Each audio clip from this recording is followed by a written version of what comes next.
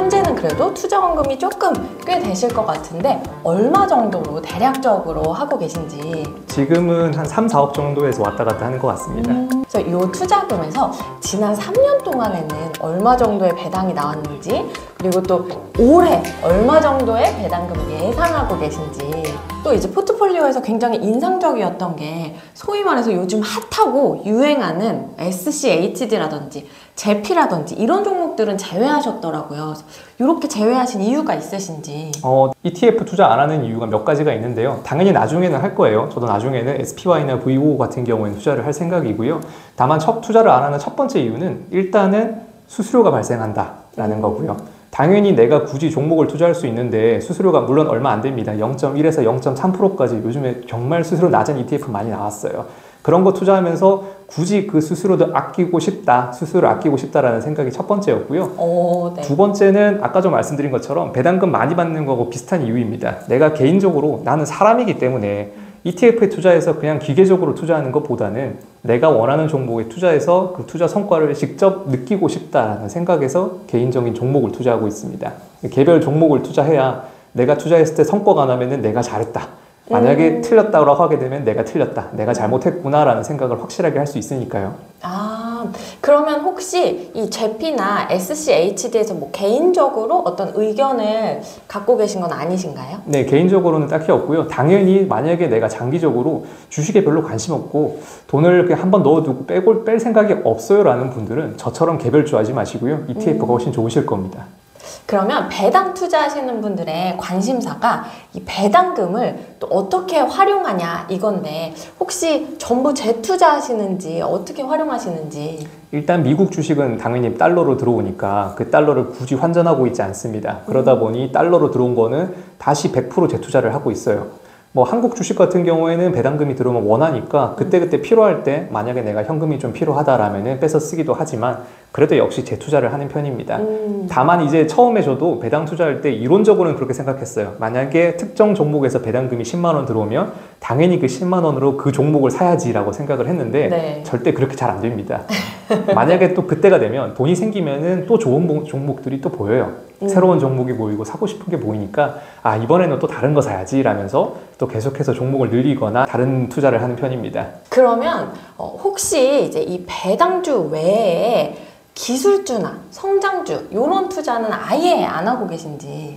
아예 안 했던 건 아니고요. 예전에는 기술주 위주로 투자를 좀 많이 했었습니다. 그리고 지금 제 계좌 말고 와이프 계좌로는 얼마 전까지 아마존 그리고 테슬라도 투자를 했었고요. 테슬라는 얼마 전에 재작년에 팔면서 수익은 조금 났었습니다. 나쁘지 않았어요. 다만 아마존은 아직도 가지고 있고요.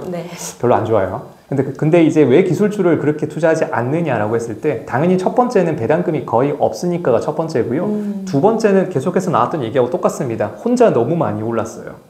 기술주가 과거에 최근 몇 년 동안 특히 코로나 때 너무 많이 오르면서 지금은 들어갈 때가 아니다. 앞으로 떨어지면 다른 것보다 훨씬 더 저평가 상태가 돌아오면 그때 가서 다시 투자하고 싶다는 생각입니다. 그러면 혹시 요즘에 이제 국내 2차 전지, 배터리 이 섹터가 정말 핫했잖아요. 날아다녔는데 이럴 때는 혹시 멘탈이 좀 관리가 잘 되시는지. 당연히 개인 투자자 입장에서 배터리 투자 안 했으니까 굉장히 후회가 되고요. 당연히 나도 3년 전에 에코프로에 투자를 했으면은 지금 회사 안 다니겠지라는 생각을 하고 있어요.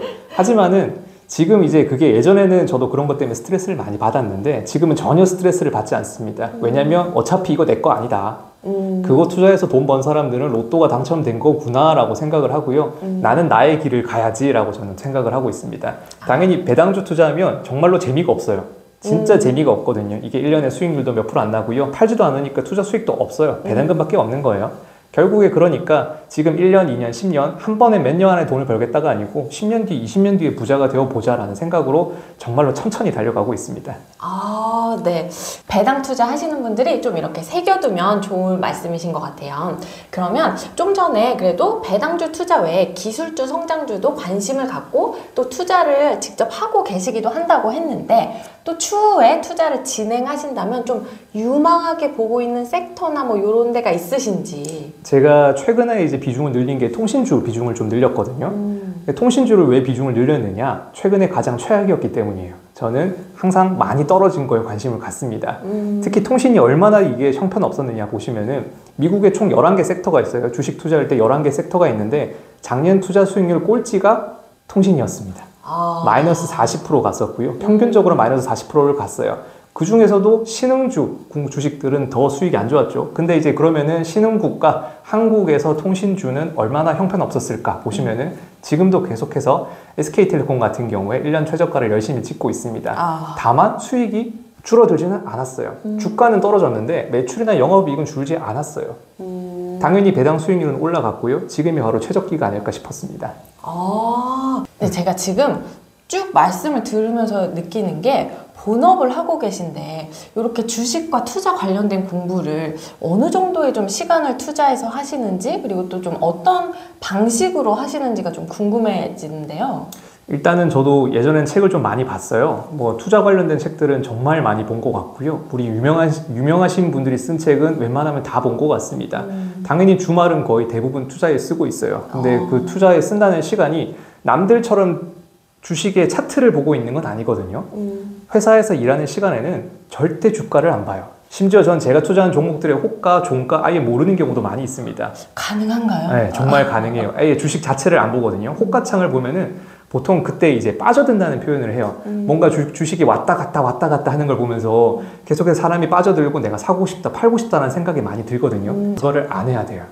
그러다 보니까 주식창은 절대 보지 않고 내가 하는 거는 공부를 한다. 그리고 한번 투자한 종목에 확신을 가지고 있으면 계속해서 냅둔다 라고 생각을 하면은 시간도 아낄 수 있고요. 투자할 때 장기적으로도 볼 수 있습니다. 그러면 이제 지금 2023년에는 배당금을 2천만 원 정도 예상하신다고 하셨는데 요게 이제 보통 연 배당금 2천만 원 넘어가면 세금 문제를 고려하지 않을 수가 없거든요. 그래서 요 부분도 좀 염두에 두고 투자를 하고 계신지. 네, 당연히 이제 배당금 2천만 원 넘어가면 세금 문제가 생기기 때문에 지금 계좌를 많이 나눴습니다. 작년부터 해서 계좌를 좀 많이 나눴고요. 지금 저는 4+1이라고 생각을 하고 있어요.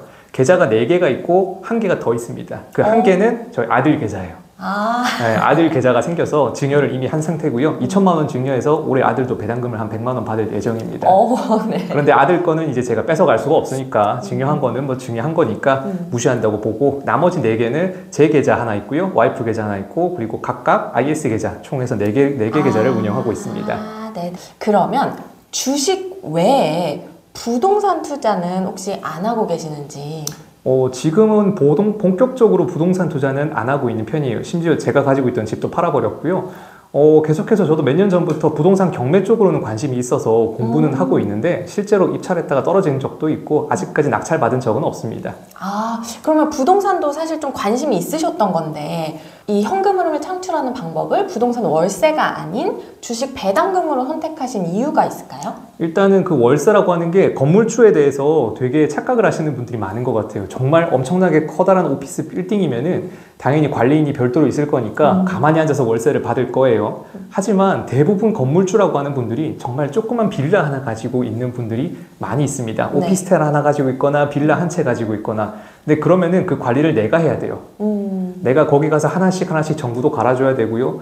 물이 터졌습니다 하면 수도도 바꿔줘야 되고요. 이런 식으로 내가 관리할 수 없는 거 굳이 나의 시간을 써서 까면서까지 내가 지금 해야 되는 게 많은데 회사도 다녀야 되지 투자도 해야 되지 저도 유튜브 하잖아요. 유튜브 한번 찍어봐야지 하는데 그걸 모든 걸 관리할 수가 없으니까 굳이 제가 부동산 월세를 지금 당장 받아보자 하는 생각보다는 차라리 리츠를 투자하자라는 생각이 더 많은 것 같아요.